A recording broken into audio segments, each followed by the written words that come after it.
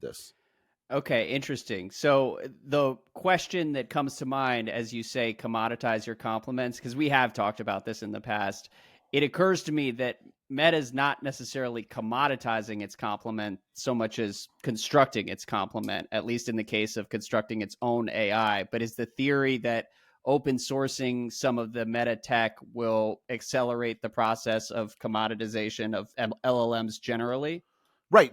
What they don't want is that LLM is like a choke point in the value chain where there's only So one it's a good hedge LLM. against that possibility, basically.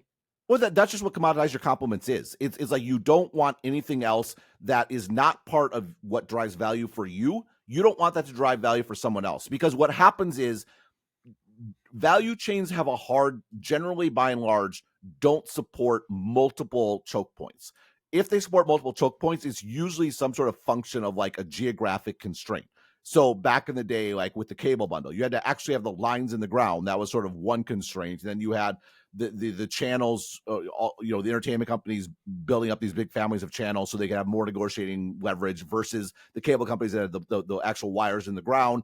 And so what defined the cable industry for years and years was a relative balance of power. And so they were just fighting over the pie sort of back and forth. What you Right. see in freer markets is whatever entity has the core thing that is rare, they gobble up all the value, and everyone else, this is the aggregator sort of thesis. The whole point there is the point of power in the value chain comes from owning discovery, owning sort of demand. And to the extent you do that, you can commoditize elsewhere. So they don't want there to be, you go back to Google and Android. This is sort of a classic example. The key thing for Google was not to have Microsoft and Apple owning the consumer such that they had to pay or do whatever it might be to get access to that consumer. They do have to pay Apple to sort of make sure they're sort of the default there. They don't have to pay on Android. They pay Apple $20 billion plus a year to be the sort of default search in Safari.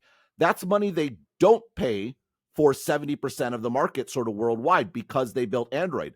Like, Android is one of the most profitable products of all time, despite the fact they've never paid for it. And that's sort of an example. Same thing here. Facebook doesn't want to pay for a model. They don't want to be dependent on a model. They want their models to be commodities. Just use whichever model works best for you.